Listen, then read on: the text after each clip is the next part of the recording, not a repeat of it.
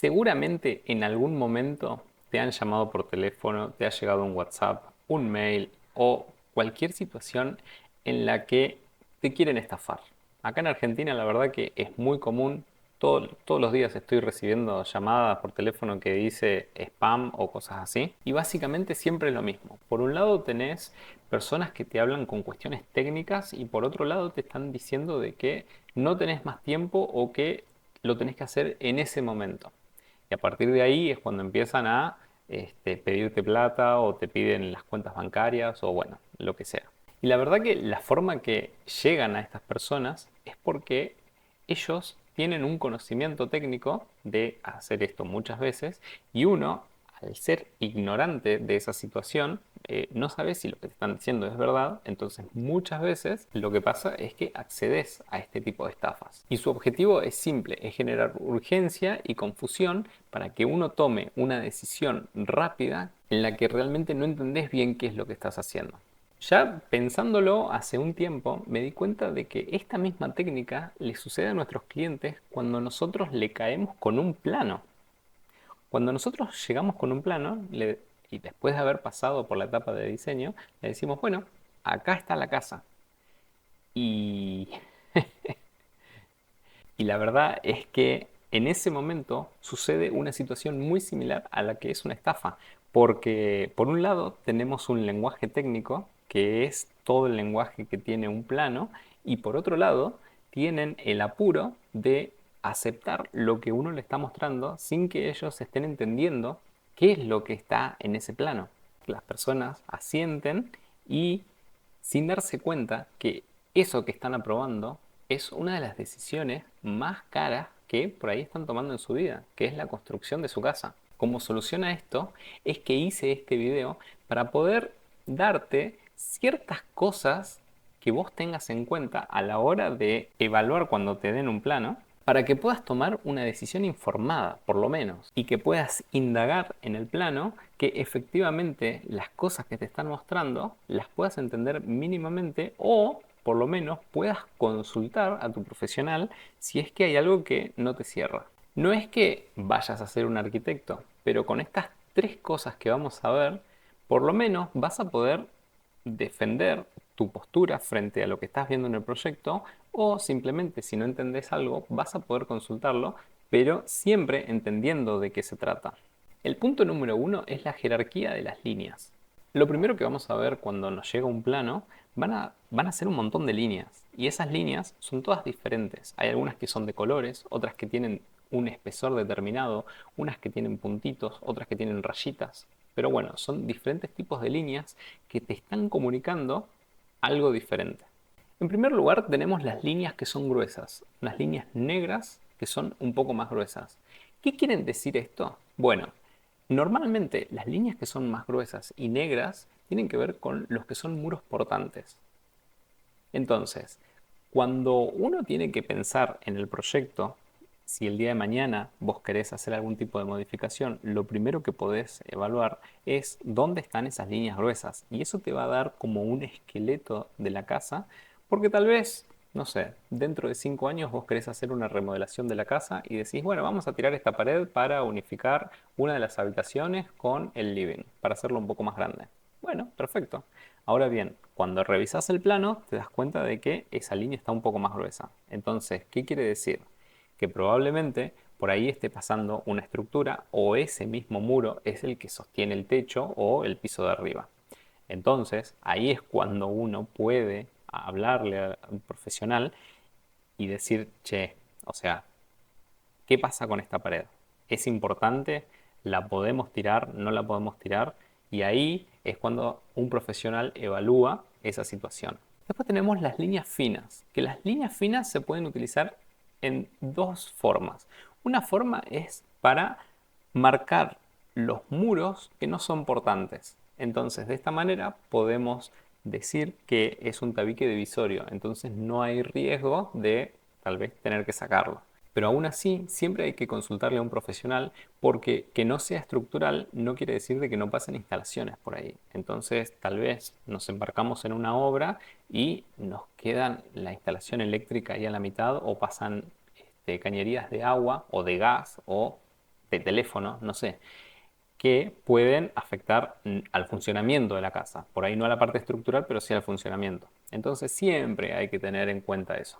Y por otro lado, las líneas finas también es que cuando uno corta, son las líneas que están en vista. Por ejemplo, si nosotros estamos cortando un muro, va a ser un muro con una línea más gruesa por donde se está cortando. Pero si tengo, por ejemplo, una puerta o tengo en vista el borde de otra pared que está más atrás, se dibuja con una línea más fina. Después tenemos la línea punteada, que son líneas que son una sucesión de puntitos, o línea de trazo, que son trocitos de línea que van formando una línea mayor. Bueno, este tipo de líneas lo que te están diciendo son qué es lo que hay adentro, qué es lo que hay encima o qué es lo que hay debajo. Esto puede ser, por ejemplo, para marcar el borde de, si estamos viendo en un plano en planta, una vista desde arriba, una línea con trazo te puede decir de que hay un balcón, por ejemplo, encima, o que el alero del techo llega hasta una determinada altura. También puede ser que tengamos unas líneas punteadas en donde tenemos una viga encima. Cuando tenemos dibujos en los techos, quiere decir de que los techos tienen muchas caídas, que normalmente acá en la Patagonia, por el tema de la nieve, tenemos, o sea, techos que tienen lucarnas o que tienen mansardas o bueno, que tienen muchas caídas los techos. Bueno, en el último piso se dibuja el cómo es que van las cumbreras y cómo van las limaollas o las limatesas. Bueno, ya vamos a hablar de todos esos términos, pero es cómo van las vigas principales dibujadas en ese espacio. Entonces, de esa manera, uno puede evaluar que en ese espacio, por ejemplo, no sé, un dormitorio, bueno, vamos a tener pasando una viga o en diagonal o lo que sea. Entonces, este tipo de líneas hacen que podamos ver el espacio que está por encima. Ahora vamos al punto número 2, que son los símbolos. Ahora que ya vimos las líneas, los símbolos son una de las cosas también más importantes en un plano como para adosarle mucha información. Y bueno, vamos a ver 5 símbolos que son innegociables, que sí o sí van a estar en todo plano y que te va a dar muchísima información. Vamos a empezar con las puertas. El dibujo de las puertas se representa con un palito y un semicírculo. De esta manera, lo que nos está diciendo el palito es el largo de la hoja de la puerta y el semicírculo nos está diciendo cómo va a ser el rebatimiento de ese espacio. Entonces, el ver hacia dónde abren las puertas y el espacio que ocupa su proyección en el espacio también nos va a decir, por ejemplo, si el baño es muy chico, tal vez la proyección hace que nos choque contra el inodoro o contra el lavamanos. Entonces ahí es un punto en donde le podemos preguntar al profesional, che, ¿qué pasa con este lugar? ¿La puerta nos va a chocar contra el lavamano o contra el inodoro? Después, así como tenemos las puertas, tenemos las ventanas. También, o sea, las ventanas se dibujan sobre un muro que, como vimos antes el tema de las líneas, se dibujan en una línea mucho más fina que los muros que se están cortando.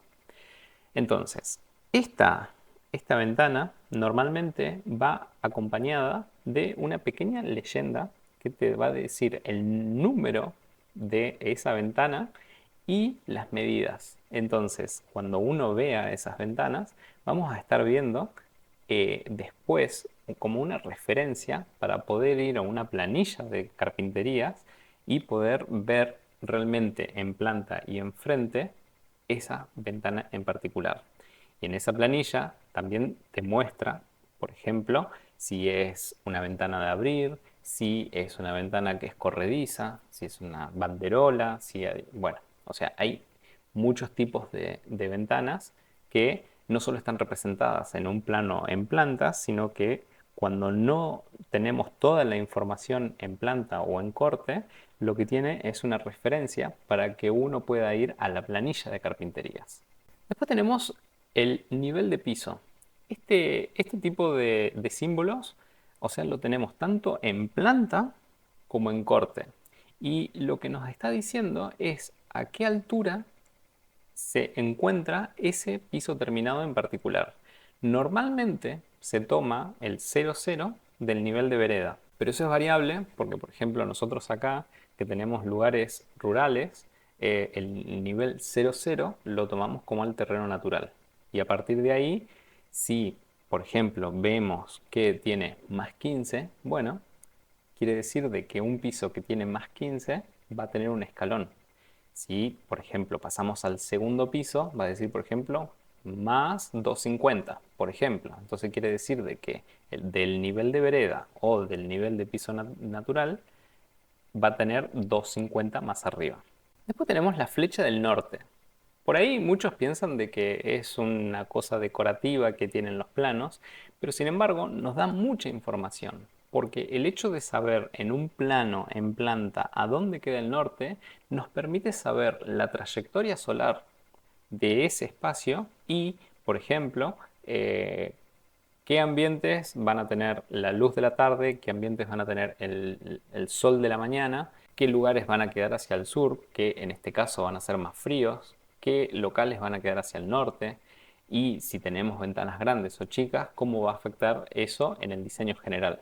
Así que es bastante importante saber porque no siempre el norte en un diseño va a quedar siempre para arriba o para un costado, sino de que puede ser de que quede en una esquina de la casa y bueno, todo eso son cosas que si uno las sabe, por lo menos mínimamente, podés preguntarle después a tu profesional si la ubicación de la casa está de acuerdo a, no sé, que la mejor entrada de sol de la mañana esté en la habitación principal.